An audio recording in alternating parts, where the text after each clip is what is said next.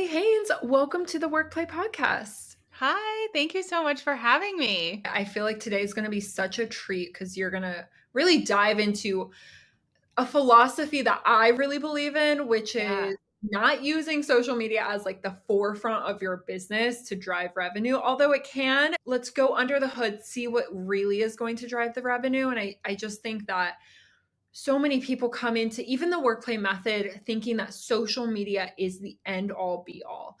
What's going to make their business grow for the next year. And we always like to reframe it because we know it's not so much about that at all. I want to get into all of that with you. But first, what is your business and how long have you been in business? Yeah. So my name's Holly Haynes. I'm a business strategist. I have been in business for 4 years. So I started in 2020, but I have a 22-year corporate strategy background. So I did consulting with Fortune 500 companies for a really long time and decided pre-pandemic, it was like January 1st, oh, I'm going to start my own business like we all do, not knowing what was going to come 2 months later with the pandemic and all the things. And the very first thing that I did was started a podcast, which is where this, I call it my antisocial method, came from because I was working full time and I didn't have an audience. And you always hear sell a $17 offer and you'll make $1 million. And I was like, but I have 2 people on my email list. That's not going to work for me. So I had to figure out like a different way of growing and scaling in a way that really aligned with our family. At the time, I had twins who were in kindergarten. And I always say, if you are in the middle of a pandemic with young kindergartners and are also building a business and working full time, like it was pure chaos. And so this methodology really helped me create community and share content in a way that really aligned with our schedule and build an income at the same time. I'm curious to know where this knowledge came from. Did it come from your corporate background? Were you like just throwing spaghetti at the wall, seeing what Yeah. stuck? How did you figure this out? Yeah, I think it's a little bit of both. Like I said, my corporate background was business strategy. So I was literally hired to come into like big Fortune 500 companies and be like, why isn't this working? Figure it out for me. So I did have that skill set. But as we all know, like building our business online is very different than, a big company, right? Like it wasn't necessarily apples to apples. But the other thing is, and this was sort of throwing spaghetti at the wall, is I didn't have a lot of time. So I could listen to people on Instagram or TikTok was just taking off, but like I couldn't post 17 times a day because I was working full time or I was in meetings with like our CEO and CFO and I can't be like, "Hey, I'm going to go step out or hide in the bathroom to go post this reel," because I just couldn't. So I had to figure out a way where I could get my content in front of the right people that did not require me to be on my phone 24/7. So I leaned into my strategy background, was like, "Hey, Holly, like you've done this before. Like, let's think about it. Like, what's your end goal and how can we do this a little bit differently so that you don't have to be on your phone all the time?" But also, I have young girls and I know the impact of being on social all the time. And I think as a business owner, we see it as well. And so I was like, there has to be a way that you can grow and scale where you feel good. Like you feel good about what you're doing and you feel in control. And I think that's where like the strategy piece comes in is I can tell you the steps to take and we can control that, right? Like we can't control the algorithm. We can't control how many people like, we can't control how many people sign up. But if I can control the steps on a consistent basis, that's when I really start to see, I would say, momentum. So it was a mix of my background, but also I couldn't do it the way that people were teaching because I literally just didn't have time. Why do you think business owners in general feel as of right now like they have to be on social media, like they have to do this?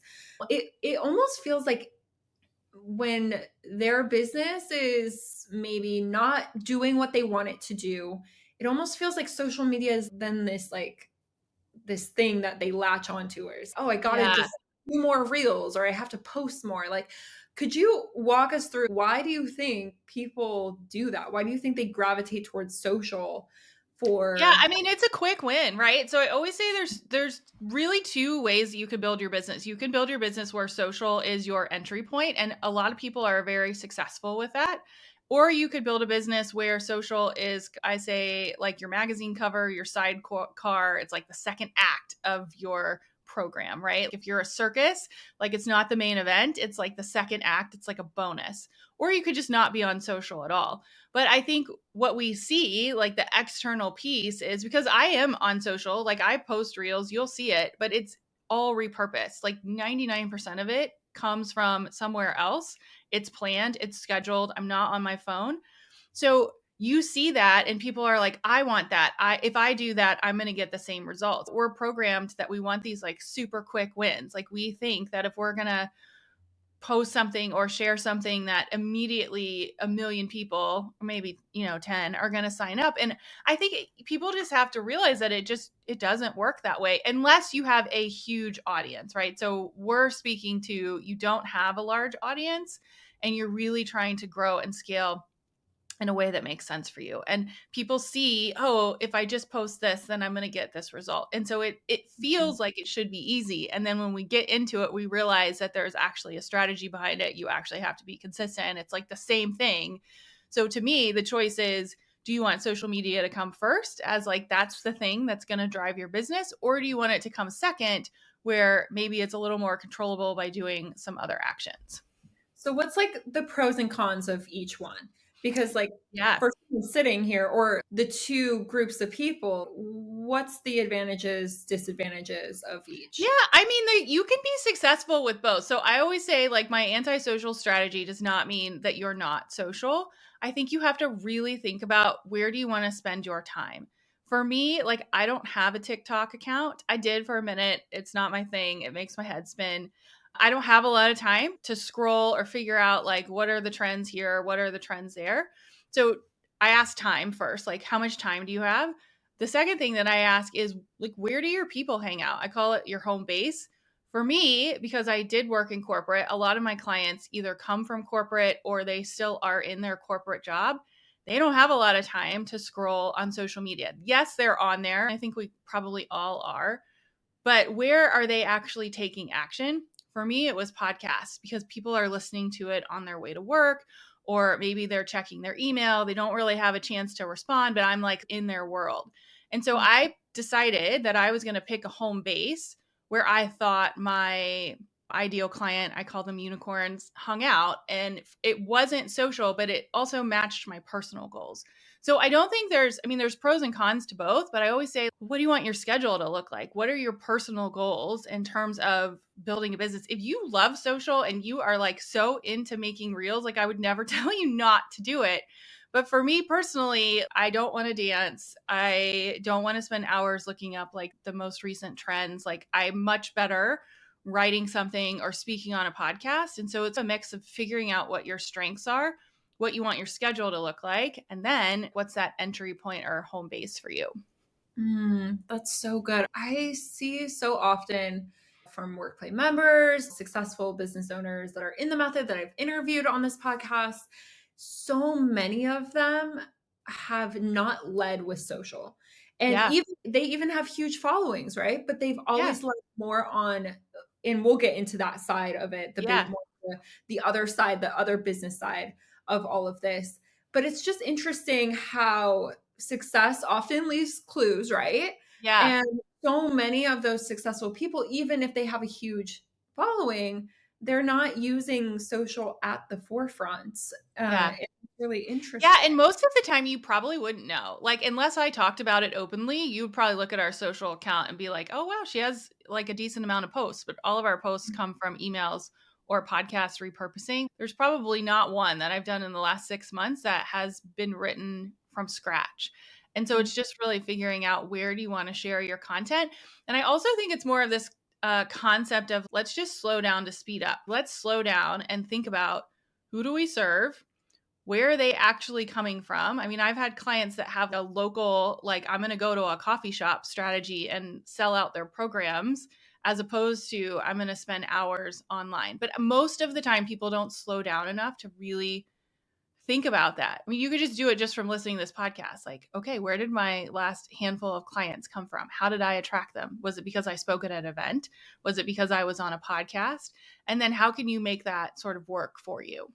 Oh, I love that. That's like very tangible advice that you can literally Yeah. implement today. I know that you have your own methodology on how to build a business without social. Walk us Yeah. through what that looks like because so many workplay members, as I've said before, they come at the method from a social media perspective. I need to get Mhm. on social, which is why I need visuals. And we all Yeah.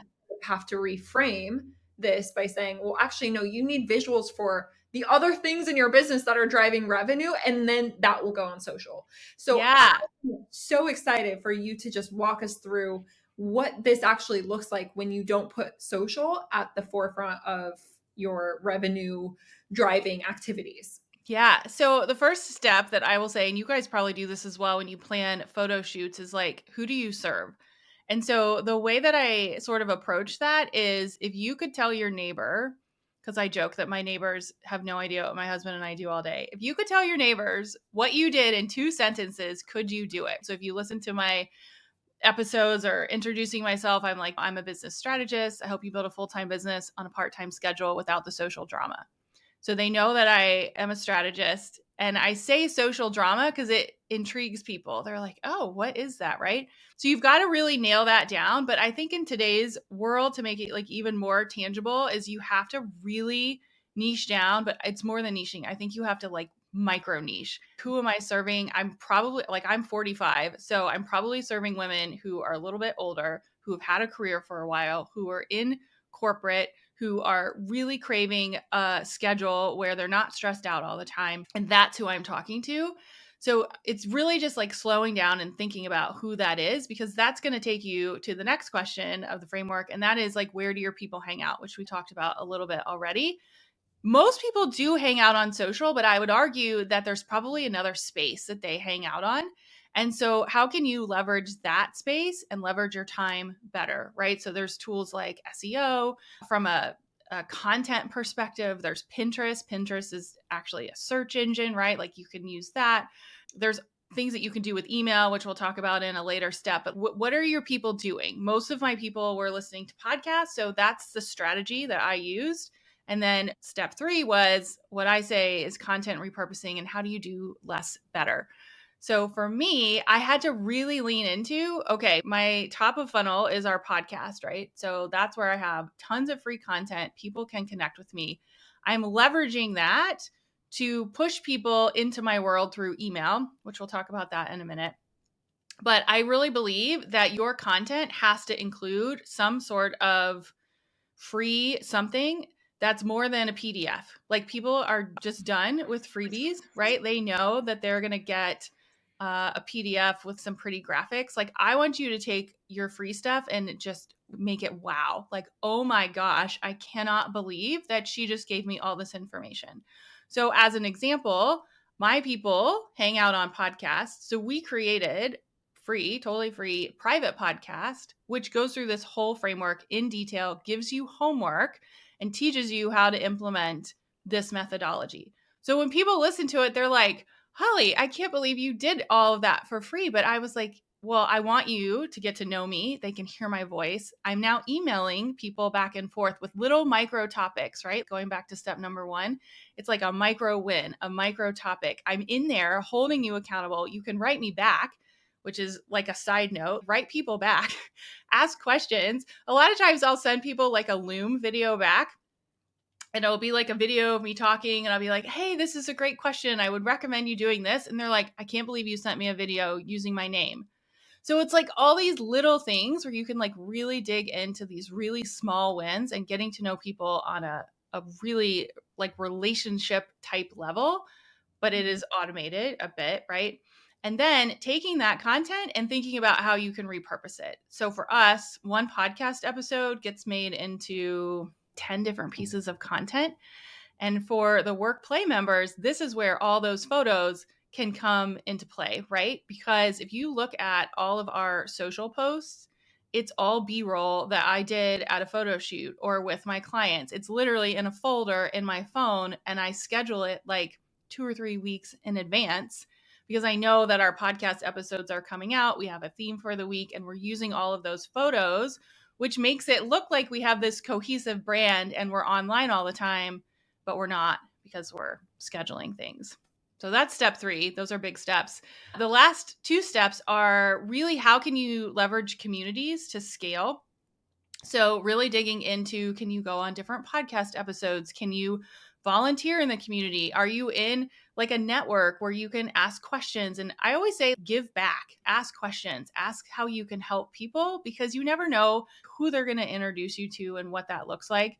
It's like the 6 degrees of Kevin Bacon, right? Where we're all connected. Like, I know my friend Heather has worked with you guys. She dropped your guys' name into my world. And then we're in a networking group where it was brought up again. And I was like, hey, I really think we should chat. And so you just never know who you're going to be introduced to. And so there's a whole strategy of how to network, but network in a way where you're helping people, but it's also helping you as well. And then finally, the last step of the whole puzzle is email, and really leaning into email. This is, again, a great opportunity where you can use visuals. I always love like a good picture in an email, or you can point out to something on your website where maybe you have people just relate to actually like hearing from you and seeing from you. And so really digging into how can you connect with all of these people that you've invited into your world, but connect on a sort of reoccurring basis. So I know I went through that fast, but the goal is that it's very strategically thought through, and you're really thinking about how can you take the things that you're creating for free and then like 10x it so it's on all these different platforms without you having to do more work. Oh my gosh, I love this. First of all, just launching a podcast, I know exactly what you're talking about. You take these snippets and then it's like you have a whole content strategy already Yeah, made. you will never need to write content ever. Like ever. Right.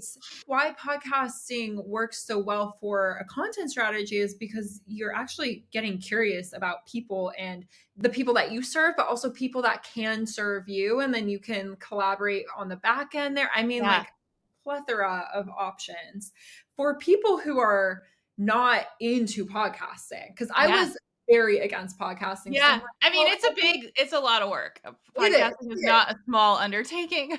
I was like, "Oh my god, everyone has a podcast." But when I realized it could be a repurposing content machine, I was like, "Oh, this is a no-brainer for us." Yeah. Uh, but for those of us that are not into podcasting, maybe talking through things with other people or themselves is like not their thing. What are Yeah. some ways that you can still create content if you don't have a podcast?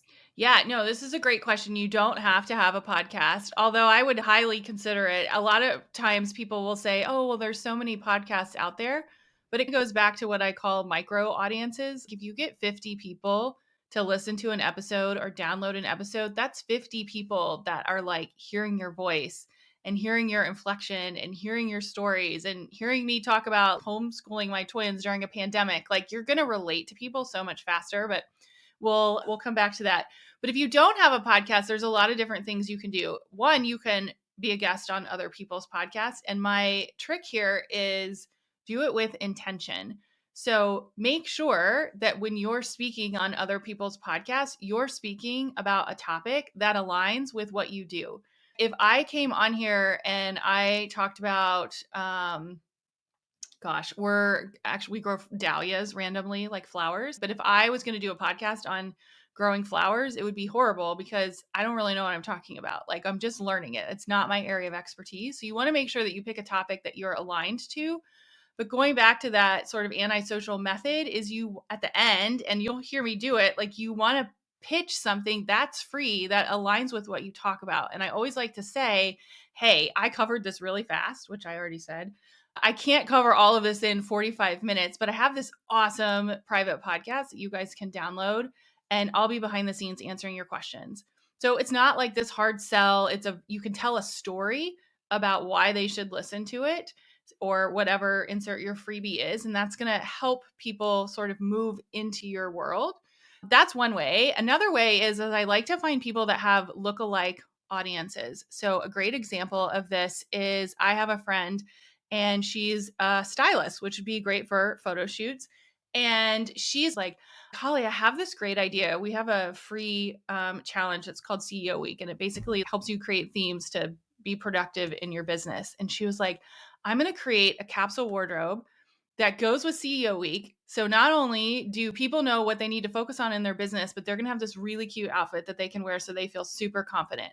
And so she was on our podcast and she created a very specific freebie for our audience. And then we ended up doing like a collaboration where I was sharing it because I was like, well, this is genius. I love clothes. I want to feel good. It fits with my audience. I don't teach style, right? So it works. She doesn't teach business strategy. So we ended up doing this like lead magnet swap, but it was in this like really cool, like collaborative sort of way. And so I think sometimes we make it really complicated, but if there was another business or lookalike audience where maybe your audience was interested, you could just do a quick lead magnet swap and talk about each other's thing and why they like it. And you're building on the back of other people's businesses. Another suggestion that I love, I say email is like having a cauliflower comeback. I feel like a couple years ago, cauliflower was like having a moment. I don't know if it's as popular right now. I feel like maybe something else has replaced I it. was everywhere. Yeah, so like people are busy and they're like, oh, I don't want to sign up for another email newsletter. But what if your newsletter wasn't called a newsletter and it was like, I don't know, something really fun. Like we call ours the strategy stack.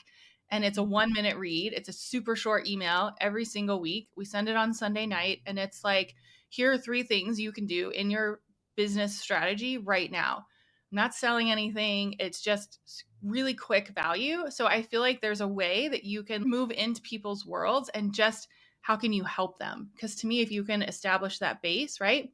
So I would say, obviously, podcasting, lead magnet swaps, any sort of like quick email that's consistent, right? You've got to be consistent. But the kind of thing where like one of my favorite food bloggers sends every Thursday an email with her recipes of the week and a grocery list. And it's genius because she knows that people are getting ready to go to the grocery store over the weekend. I read it every single week. It's super niche down.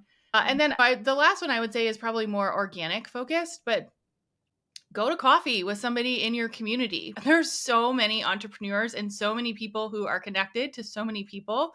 So this past summer, I had a goal where I was like, I'm going to go to coffee once a month. I don't know who it's going to be with, but I'm going to find people in my community that I can network with. And the outcome of it was really cool. Like I ended up speaking at a couple of events and met some new people.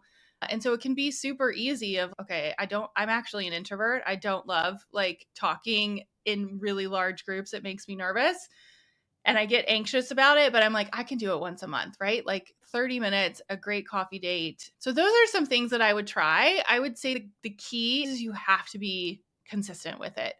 So Yeah. if you're going to do podcast guesting, make sure you are telling your story of where people can learn more, but be consistent with it. Or if you're going to do a lead magnet swap, make a goal to do one once a month, right? Or have a newsletter where you're sharing other valuable resources and your audience expects it. I feel like collaboration is so underrated. You're Yeah. networking. Networking is underrated. I feel like 2020 happened and then everyone's like discounted the power of networking. And I Yes. feel like it's kind of slowly getting back into it. People are slowly getting into this idea of, oh, wow, other people can help me grow my business. But it's just interesting to me how that is such a, that people just like, oh, it's not, online. I don't need to do it. For those people out there, and I know there are people out there listening to this that just equates what I call vanity metrics to Yeah. business success and revenue. So, follower counts, likes. And I think vanity metrics can be very specific to a business. Like something that's vanity to me might not be vanity to you or Yeah. vice versa. But what would you say to those people who are like, oh, if my social media account is not growing, then my business can't grow?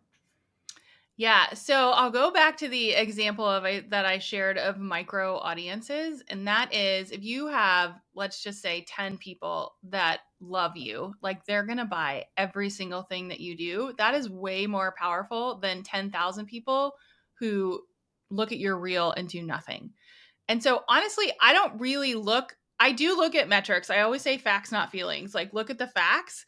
But for us, I don't really look at the social metrics because I know that's not where my people come from. What I do see happening is people will listen to a podcast, or they'll hear me speak, or they'll download one of our freebies, which we're using SEO to drive traffic to our website. Then they'll go to social to be like, well, who is this Holly person? And like, what is she? Right. So, and we all do it. Like, it's like we Google Instagram to be like, who are we? So I try not to get stuck on those metrics. The metrics that I do think matter is like, how many new people are on your email list? Or what are the number of people that are looking at your sales page, and where are they clicking? Like, there's so many tools that you can use to figure out the actions that people are taking. Or if I have 100 people in my freebie nurture sequence, how many people actually bought the thing on the other side? Like, to me, those are the metrics that matter. And you don't have to have really big numbers to know if something's working or not. And then you can use those numbers to then improve the actions that people are taking. Yeah, it's almost like a reframe of It mind. totally is.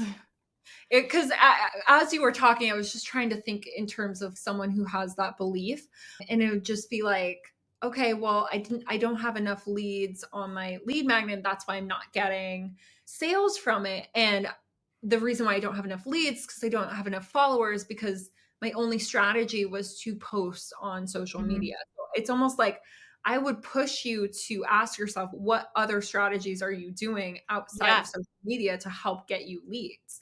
And Yeah. I think that's a bigger conversation. It's a higher level conversation that I think, especially when you're first starting out in business, you don't even realize that is a different conversation. I would even argue, so I call it what's your client attraction plan, but I would argue as a new business owner, like you could literally have coffee with someone and sign them up as a one-on-one client and not post one thing on social. So it's interesting the way that you shared it, but I always say, what's your client attraction strategy? At least have one that's not social media, right? Because the goal is that we're constantly bringing people into our world. And then we have systems behind the scenes. We've got an email strategy, we've got a nurture strategy, we've got a lead magnet strategy where that's doing the work for us, which makes sales so much easier because you are consistently giving value and value and value and value, which we hear all the time. But I'm questioning, like, how much value are you really giving, right? Like, is it, how good is it? Like, I want it to be spectacular so that when you do have something that comes out, people are like, well, that's a no brainer. Like, of course I would do that. If someone comes into the workplay method and they're like, well, the only reason why I came in here was to grow my social media account. Yeah. What? And we're just like dropping a bomb on them. They're like, wait, what? I'm like, Yeah. I need to focus on all these other things. How would you structure their year inside of the workplay method with this antisocial strategy? So, Yeah. just to give you a rundown and everyone listening, inside of the workplay method, you have quarterly shoots. So, every 3 months, you're creating specific visuals for specific projects that you're doing in your business. We Yep. always want them to be revenue driving projects so that you can really see an ROI with your visual marketing strategy. But I'm interested to know how you would advise a workplay member to think about their shoots if they are no longer really thinking about it from a like, okay, I gotta take this picture so I can post it on social media. Yeah. So to me, again, it's not so antisocial doesn't mean you don't use social. It just means you're thinking about it in a different way. So we actually do quarterly photo shoots. And the reason I do them is because it saves so much time. So I literally get all of my photos and all of my videos and I put them in a folder on my iPhone. And it literally says like quarterly, winter, spring, whatever season photo shoot. And then when we sit down, we say, okay, what are we launching this quarter? Usually we have one launch a quarter. That's like the income producing activity. Okay, what content goes with that? So then I go into my antisocial strategy and I say, okay, well, what's my like mechanism for bringing new people into my world? Is it podcasting? Is it podcast guesting? Is it a new web page, sales page, insert all the things? All those things you use photos. I actually just listened to, I can't remember what podcast it was, but it was talking about the power of using a photo of yourself and how people relate so much more to actually seeing a face, right? So when you guest somewhere, what do they ask for? They ask for a photo, like have something that like reflects who you are in this season. But also going back to step 3 of the antisocial methodology is you can have a content repurposing strategy where you have all the photos and all the B-roll and all the things just like ready to go. So we typically send 2 to 3 emails a week out. I take those emails and I make them into reels. It takes me maybe 10 minutes. I have a template in Canva that has the reel cover. I take my photos that are already done, I move them over to the template. I take my B roll from the photo shoot where I put some words on it that is the same as the email. I'm not changing anything, I'm using the same words, and I just share that email content as a reel. So there's so much that you can do with really good photos and videos and things like that. But I also, and this really has nothing to do with antisocial, but I love a good client experience. And to me, when you have really great visuals and photos, even behind the scenes, like if you're launching a course or maybe like we have a mastermind and we send like gifts and things like that, like all of those require photos. And to me, it just looks so much better and it's so much more tied together, especially if you have a higher ticket offer where all of the cover photos match. I love matching things, so somebody else might have a different opinion, but I just feel like if you are working with someone and you can see like their brand aesthetic and you can see how things are tied together, and maybe you do notice, now you all will, that like, hey, that email Holly sent was also that reel, but I know she wasn't on her phone, but that's a really cute picture, right? Like you start to get to know me and our, our clients a little bit better. We get so sucked into the online world, we forget that just because your business is online, you operate online, doesn't mean that it's not like walking into a restaurant, like a hole in the wall restaurant where it's Yeah, like the wallpaper is like peeling off and it's just like, yeah, the food could be really great, but the experience and right. the environment at which that creates is very different than maybe like a high-end restaurant. And so when you apply that same ideology to your online business, you start to see that, wow, okay, if I actually package this correctly, if I actually Mhm. have the wallpaper of my online course on the inside look really nice, people are actually Yeah, going to feel that. That's an environment that you're creating. So I love the idea of almost like, and this is just my brain working, but it's yeah, like if you know that you're launching a course, like you can have your launch visuals, but then what about the specific visuals that are going on the inside of your course? yeah, Like those could look exactly. very different and look very intentional as well. And it's like, all right, that's two different quarterly shoots. I'm interested to know, because you're a big repurposer, Yeah. right? Why don't you just repurpose your photo content or your video content? Why do you continuously create quarterly content and do quarterly shoots? Yeah, that's a great question. Well, I mean, one, I feel like I change my hair color all the time. So I think it's important that your photos represent who you are at the time that you're doing things. And I also feel like if you're posting something or sharing something that I don't know, maybe it's winter and it's summer. It doesn't vibe. So that's probably not like a profitable standpoint. But there's a couple of things of the reason why I like it. One, I feel like whenever you do any sort of strategic planning, and I would argue that that includes photos for your business, it makes you think about, well, how do I want to feel? What do I want to look like? What's the vibe that I'm trying? It's honestly like just part of your overall content plan. And then I would also say we're usually launching something once a quarter. And so I want the photos and the branding to represent like what we're launching. We just redid our podcast cover, so I wanted that to reflect like where I am now versus where I was 4 years ago. Not to say that the photo was bad 4 years ago, but a lot has happened in 4 years. And so it's just like a representative of real life.